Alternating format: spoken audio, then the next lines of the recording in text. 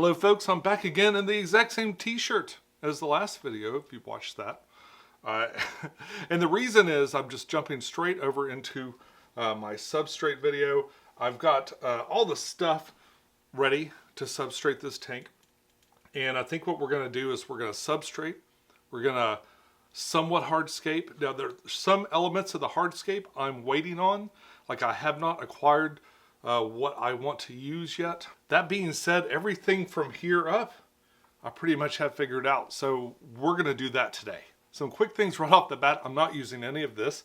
I've just kind of had this in there to kind of be something pretty to look at inside of this tank and sort of inspire maybe what I want to do next. So this wood is coming out. The other thing I'm not going to do that I've done in the past few aquariums is an anoxic filter or a under gravel filter with a very slow movement through it. Not that there's anything that I think is wrong with it, but I don't have a really smart way to incorporate it into this thing without perhaps modifying this piping and stuff. So for this version of the tank, I'm not going to use it. If I redo it at some point in the future, like if this doesn't work out at all, and I'll redo it in the future, maybe I'll try it then. But for now, I'm going to leave that part out. I'm going to quickly run down all the stuff that's inside of there. I always like to see all the ingredients first and then see how they're applied. The first thing I'm going to use is this red clay powder. So for years I thought that this would help red plants. And then a fellow hobbyist and club member, Tanner, told me different. Says that red plants won't actually benefit from this powder that I've been adding. I have also heard, however, that it's good for bacteria. That bacteria really like to eat this red clay powder. They like the iron that's in it. They sell powdered laterite also, so you could use that as well if you wanted to. So very close to the bottom, I'm going to use this product. It's a Seachem. What is this? Onyx Sand. Seachem Onyx Sand.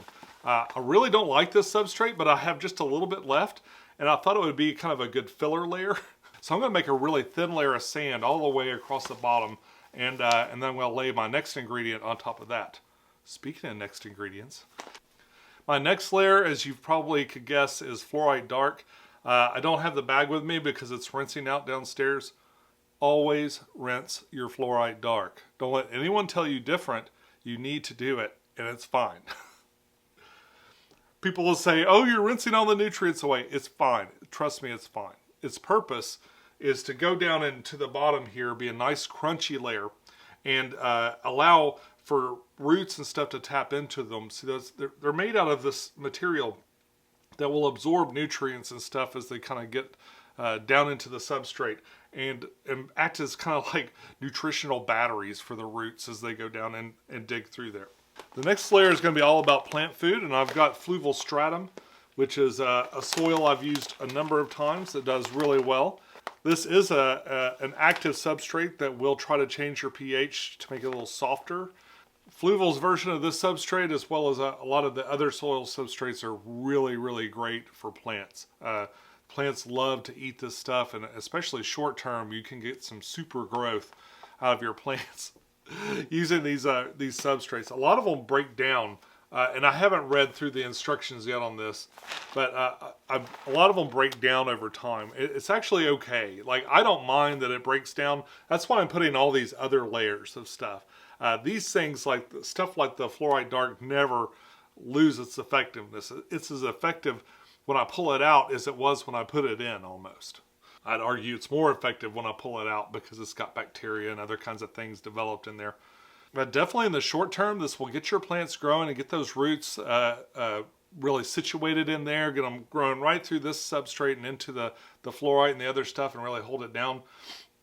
And it'll work for a long, long time. If you don't put a whole lot in, you could put extra layers of this in too and kind of layer up your substrate ever so often. The only downside to this and every other soil product is it's kind of a pain in the butt to plant in. Like if you're pushing the plants directly into this substrate, they just float right out. It's really a pain. Which brings me to the next one.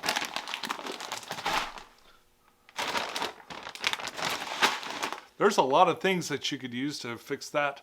You can do some loose aquarium gravel. You could do sand. especially the blasting sand or something like that seems to work really, really well. In fact, that's one of my favorite things to plant in. One of. The other thing I really like is Aqua Sand. Now, Aqua Sand looks, well, it doesn't quite look like the soil substrate, but it's kind of the same general idea. They're little tiny black pebbles, but they are hard as a rock. So this is essentially round black gravel is what it feels like. Like, you can just hear it. I don't have a lot of it, just this much, but this is definitely going on top, because even a little of this at the top of the substrate really does help a lot. The rocks I'm using for this are dragonstone. Dragonstone's a really, really fun, craggly rock that used to be very hard to acquire. I remember mail ordering it.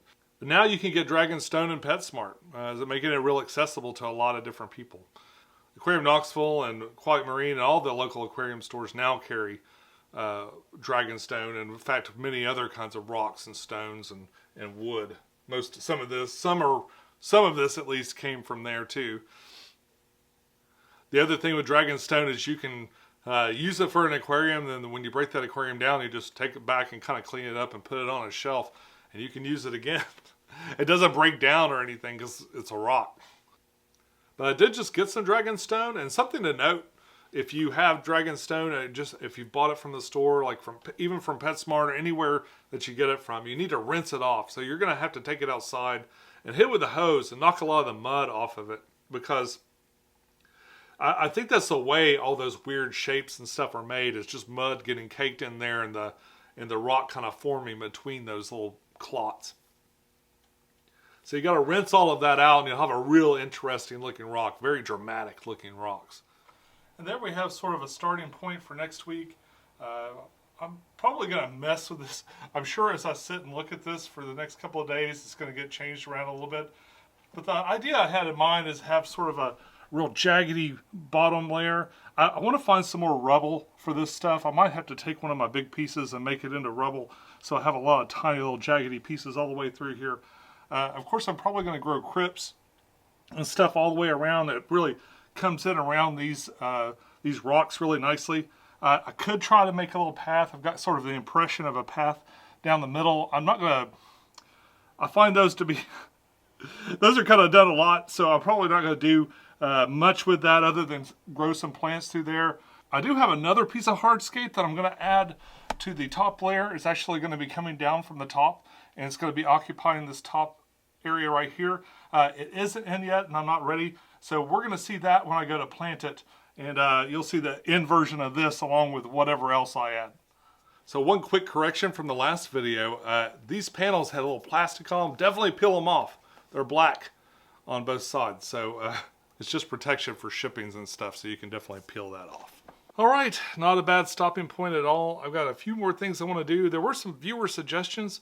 In fact, I was thinking about doing a viewer comments and answering any questions that you have, or maybe address other comments and stuff that come up. So be sure to leave a comment down below. Let me know what you think of this and how it's going.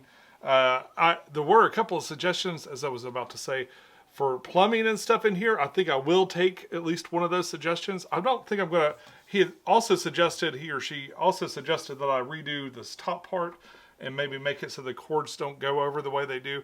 I'm going to leave that for now. It was kind of hard to put together, and it's all glued together now, so I don't want to tear it apart to try to do that. I will mention it as I kind of wrap this up as another possible way to go about when you first put this thing together. I do think it'd be kind of cool to have a shut-off valve right at the bottom of this, so I can make sure that I could disconnect everything and not have any leaks whatsoever. It might make it easier also to put in some inline diffusers and stuff like that if I want to add CO2 to this, and I think I will.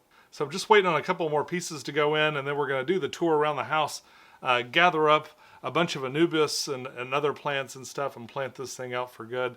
If you want to see that, be sure to subscribe, hit that bell so you don't miss it, and come back.